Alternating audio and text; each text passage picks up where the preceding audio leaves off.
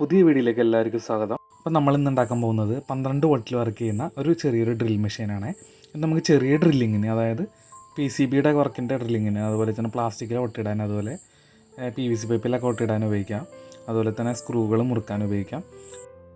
ചക്ക് നമ്മൾ ഉപയോഗിക്കുമ്പോൾ ഇതേപോലത്തെ ഉണ്ട്, കീ ഉള്ളതുകൊണ്ട് കീലെസ്സും ഉണ്ട്. അപ്പോൾ നിങ്ങളുടെ ഇഷ്ടം പോലെ ഉപയോഗിക്കാം. കീ ഉള്ളതാകുമ്പോൾ നമുക്ക് ചീപ്പ് റേറ്റിൽ കിട്ടും. ഇവിടെ നിങ്ങൾക്ക് കാണാൻ പറ്റും, ഒരു അലൈൻ കീ വെച്ച് ടൈറ്റ് ചെയ്യുന്നതാണ്. അപ്പോൾ നമ്മൾ വാങ്ങിച്ചിരിക്കുന്ന 12 വോൾട്ടിൻ്റെ ഗിയർ മോട്ടറാണ്. ഇത് പല RPM നമുക്ക് മേടിക്കാനായിട്ട് കിട്ടും. കുറഞ്ഞ RPM ഉള്ള മേടിച്ച് കഴിഞ്ഞാൽ ടൈറ്റുള്ള സ്ക്രൂ എല്ലാം അഴിഞ്ഞു വരും. പക്ഷേ നല്ല സ്ട്രെങ്ത്തുള്ള PVC പൈപ്പൊക്കെ യൂസ് ചെയ്യേണ്ടി വരുമെന്ന് മാത്രം. ഇതുപോലുള്ള ബൂസ്റ്റ് കൺവേർട്ടറും അതുപോലെ തന്നെ ലിഥിയം ബാറ്ററി ചാർജറും ഉപയോഗിച്ച് നമുക്ക് റീചാർജ് ചെയ്യാൻ പറ്റുന്ന മൊഡ്യൂൾ ഉണ്ടാക്കിയെടുക്കാവുന്നതാണ്. പക്ഷേ ഈ IC ഏകദേശം നമുക്ക് 2 ആമ്പിയർ വരെ എടുക്കുന്ന കാരണം ഇത് ചൂടായി ഇത് പെട്ടെന്ന് കംപ്ലൈൻറ്റ് വരുന്നതാണ്.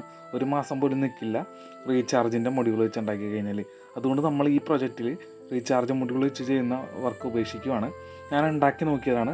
ഞാൻ ഏകദേശം ബാറ്ററി ഒന്നും ഇല്ലാതെ യൂസ് ചെയ്യുന്നൊരു മെഷീനാണ് കേട്ടോ ഇത്. ഇപ്പോൾ ജസ്റ്റ് ഒന്ന് സർവീസ് ചെയ്യാൻ എടുത്തപ്പോൾ നിങ്ങളെ ഇതഴിച്ച് ഇതെങ്ങനെ ഉണ്ടാക്കിയെന്നൊന്ന് കാണിച്ചു തരുവാണ്.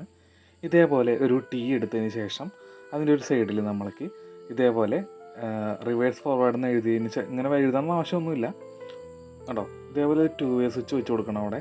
അതായത് നമ്മുടെ ഡ്രിൽ മെഷീൻ മുന്നോട്ടും പിന്നോട്ടും തിരിക്കാൻ വേണ്ടിയാണ്. ഇതേപോലെ ഒരു പുഷ് സ്വിച്ച്, താഴെയായിട്ടൊരു ചാർജർ എന്നിവ വെച്ച് കൊടുത്താൽ മതി. പിന്നെ സ്വിച്ചിൽ നിന്ന് വരുന്ന 2 വയറുകളും ചാർജറിൽ നിന്ന് വന്ന വയറുമാണ് ഈ കാണുന്നത് കേട്ടോ. അപ്പോൾ ഇതിൻ്റെ കണക്ഷൻ കൊടുക്കുന്നത് എങ്ങനെയാണെന്ന് നമ്മളൊന്ന് കാണിച്ചു തരാം. ഓക്കെ, ഇതാണ് സംഭവം. ഇനി നമ്മൾ സ്വിച്ച് എടുത്തതിന് ശേഷം 2-way സ്വിച്ചാണ്. 2-way ഉണ്ട്, നടുക്ക് ഓഫ് പൊസിഷൻ വരുന്നതുകൊണ്ട് അങ്ങനത്തെ മോഡുകളൊക്കെ മേടിക്കാൻ കിട്ടും. അത് നിങ്ങളുടെ ഇഷ്ടം പോലെ മേടിക്കാം.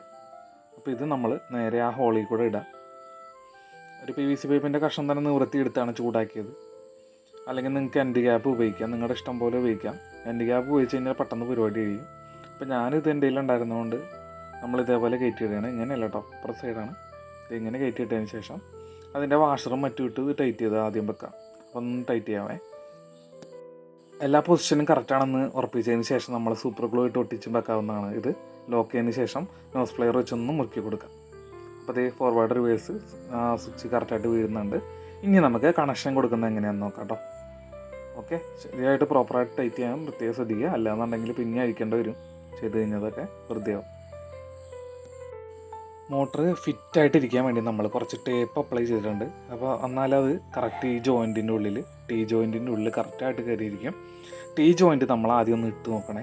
അതിൻ്റെ ഉള്ളിൽ നിന്ന് മോട്ടർ നമ്മൾ ഇതേപോലെ വയർ സോൾഡർ ചെയ്തിട്ട് നോക്കാം. അപ്പോൾ ഒരു സൈഡിൽ കൂടെ ഒരുപാട് കയറുകയും മറ്റൊരു സൈഡിൽ ഇങ്ങനെ കുറച്ച് വന്ന് ജാമായി നിൽക്കുകയും ചെയ്യും കേട്ടോ. അപ്പോൾ അവിടെ ഒരു ലോക്കിംഗ് മെക്കാനിസം വരുന്നുണ്ട്. അപ്പോൾ അത് നിങ്ങൾ നോക്കി കണ്ടുപിടിക്കുക. കണ്ടോ, ഉള്ളിൽ കൂടെ നോക്കി കഴിഞ്ഞാൽ കട്ടിങ് പോലെ കാണാൻ പറ്റും. ആ ഭാഗത്തായിട്ട് പ്രോപ്പറായിട്ട് സെറ്റ് ചെയ്തതിന് ശേഷം മാത്രം എൻ്റെ ബാക്കി കണക്ഷൻസിലേക്ക് പോവാം. അപ്പോൾ ഇത് നമ്മൾ ഇത് ഇട്ടിട്ടുണ്ട്. ഇനി വയർ ജസ്റ്റ് ചുമ്മാ എടുത്തിട്ട് ഒന്ന് ഡെമോ പർപ്പസിന് വേണ്ടി നമുക്കൊന്ന് ഓണാക്കി നോക്കാം. അപ്പോൾ ഇതിൻ്റെ സോൾഡറിങ് നിങ്ങൾ ശ്രദ്ധിക്കുക, വളരെ സിമ്പിളാണ്. നടുക്കുന്നുള്ള കണക്ഷൻ നിന്നാണ് മോട്ടറിലേക്ക് എടുക്കേണ്ടത്. അത് സ്വിച്ച് വഴിയോ, ഇപ്പോൾ നമ്മൾ ചെക്ക് ചെയ്യുമ്പോൾ സ്വിച്ച് ഒന്നും കൊടുക്കുന്നില്ല, ഡയറക്റ്റ് നിങ്ങളെ കാണിച്ചു തരാം. അത് വർക്ക് ചെയ്യേണ്ടോ ഇല്ലെന്ന് നമുക്കൊന്ന് നോക്കണ്ടേ. അപ്പോൾ ബാക്കി സോൾഡറൊക്കെ ചെയ്തതിന് ശേഷം ഒന്ന് കാണിക്കാം കേട്ടോ. അപ്പോൾ അതൊന്ന് വീഡിയോ ഒന്ന് സ്പീഡാക്കാണ്.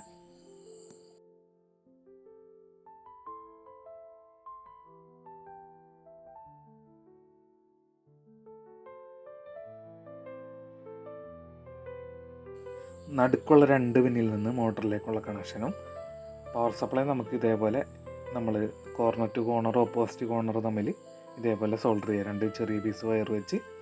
എന്നിട്ട് ഏതെങ്കിലും 2 അറ്റത്ത് നമ്മൾ പവർ കൊടുത്താൽ മതി. അതായത് മുകളിലത്തെ സെക്ഷനിലോ അല്ലെങ്കിൽ താഴത്തെ സെക്ഷനിലോ പവർ കൊടുത്താൽ മതി. അപ്പോൾ ഞാൻ കാണിച്ചു തരാം നിങ്ങളെ. 6 പിന്നാണ് വരുന്നത്. നടുക്കത്തെ 2 നമ്മൾ മോട്ടറിൻ്റെ കണക്ഷൻ കൊടുത്തു. പ്ലസും മൈനസൊന്നും പ്രശ്നമല്ല.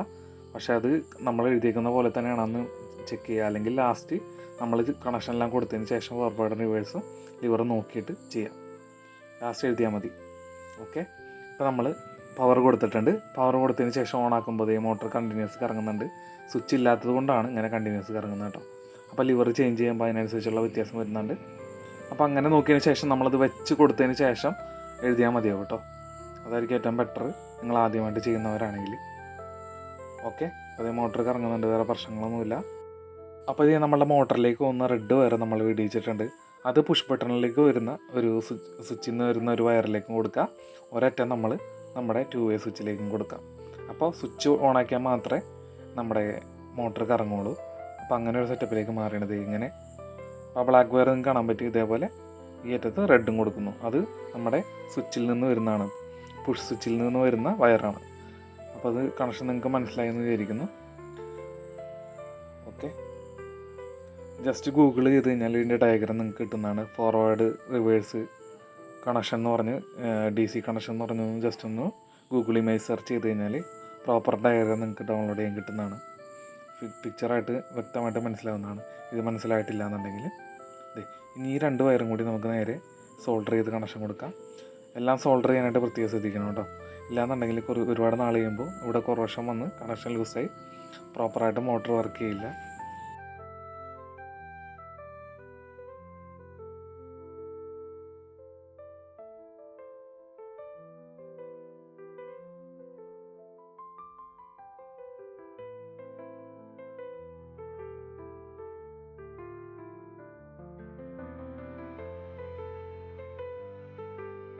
അപ്പോൾ ഇതിൻ്റെ ബാക്കിൽ വരുന്ന പ്ലേറ്റ് ഇതേപോലെ 2-3 സൈഡിലായിട്ട് സോൾഡറിങ് ഞാൻ വെച്ചൊന്ന് പുഷ് ചെയ്ത് കൊടുത്താൽ മതി. അപ്പോൾ അത് കറക്റ്റായിട്ട് കിട്ടിയിരുന്നുള്ളൂ. ഇല്ലാന്നുണ്ടെങ്കിൽ ഫെവിക്വിക്ക് എന്തെങ്കിലും ഉപയോഗിക്കാം. അപ്പോൾ ഞാനിതൊന്ന് സർവീസ് ചെയ്യാനെടുത്താണ്. ഇത് ഞാൻ 5 വർഷമായിട്ട് ഉപയോഗിച്ചുകൊണ്ടിരിക്കുന്ന ഒരു മെഷീനാണ്. അതുകൊണ്ടാണ് ഈ കളറൊന്നും വലിയ സുഖമില്ലാത്തത്.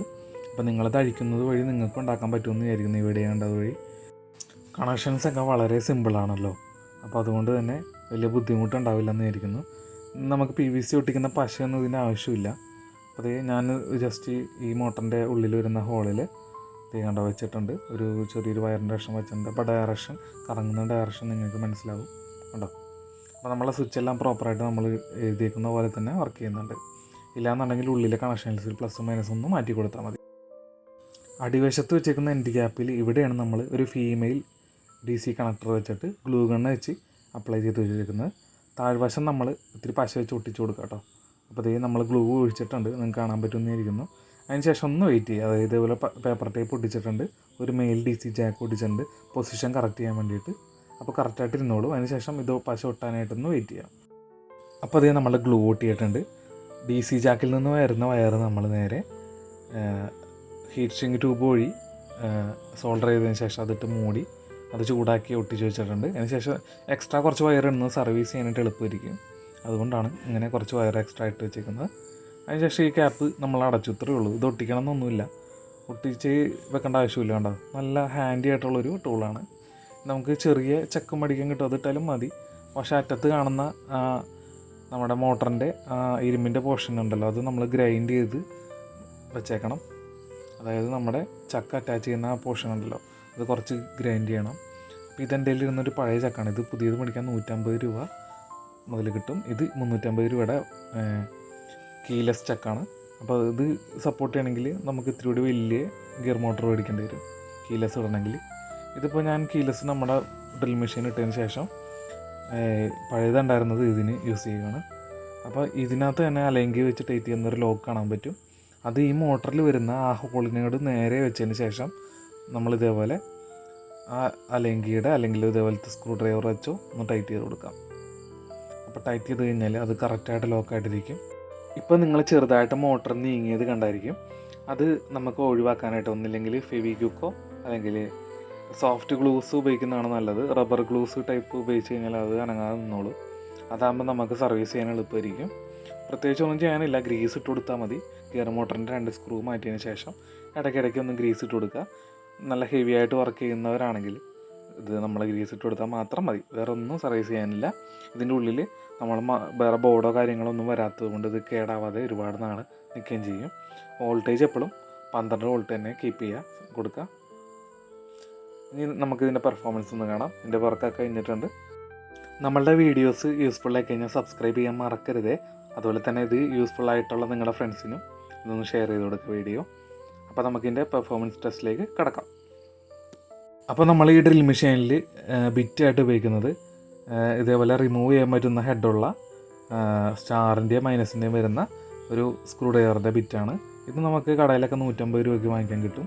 ഇതില്ലാന്നുണ്ടെങ്കിൽ സാധാരണ ബിറ്റുകൾ ഇട്ട് ഉപയോഗിക്കുക. പക്ഷേ ഹെഡിന് ഇത്ര നീളം കാണില്ലല്ലോ സ്ക്രൂവിൻ്റെ, കഴിക്കാനായിട്ട്. അപ്പോൾ അതുകൊണ്ടാണ് നമ്മൾ ഇത് ഉപയോഗിക്കുന്നത്. നിങ്ങൾക്ക് ചക്ക് വെച്ച് വേണമെങ്കിൽ ടൈറ്റ് ചെയ്യാം, ഇല്ലാന്നുണ്ടെങ്കിൽ ഇത് പ്രോപ്പറായിട്ട് ടൈറ്റ് ചെയ്യാൻ ശ്രദ്ധിക്കുക, അല്ലെങ്കിൽ ഇതേപോലെ കിടന്ന് ആടും കേട്ടോ, പെട്ടെന്ന് തെറിച്ചും പോകും. അപ്പോൾ അത് നമ്മൾ കൈ വെച്ച് ഒന്ന് പ്രോപ്പറായിട്ട് ടൈറ്റ് ചെയ്യട്ടെ കേട്ടോ. എന്നിട്ട് കാണാം വീഡിയോ. അപ്പോൾ ഇതേ നമ്മുടെ വർക്ക് കഴിഞ്ഞിട്ടുണ്ട്. സാധനം ഒന്ന് ടൈറ്റ് ചെയ്ത് കൈ കൊണ്ട് പിടിച്ചിട്ട് ശരിക്കും ടൈറ്റ് ചെയ്താൽ മതി. ചക്ക് വേണമെന്നൊന്നും ആവശ്യമില്ല, കാരണം വെച്ചാൽ സ്ക്രൂ ഡ്രൈവറിൻ്റെ ബിറ്റല്ലേ, വേറെ ഒന്നുമില്ലല്ലോ. ഡ്രില്ല് ചെയ്യുമ്പോൾ മാത്രം നമ്മൾ ബിറ്റ് ഇട്ടിട്ട് അത് ഒന്ന് ഇതേപോലെ ടൈറ്റ് ചെയ്ത് കൊടുക്കാം. PVC പൈപ്പിലൊക്കെ നമുക്ക് സുഖമായിട്ട് ഡ്രില്ല് ചെയ്യാം. ചെറിയ ചെറിയ വുഡൻ പീസിലൊക്കെ ചെറിയ ബിറ്റ് ഇട്ടിട്ട് ഡ്രില്ല് ചെയ്യാൻ പറ്റും.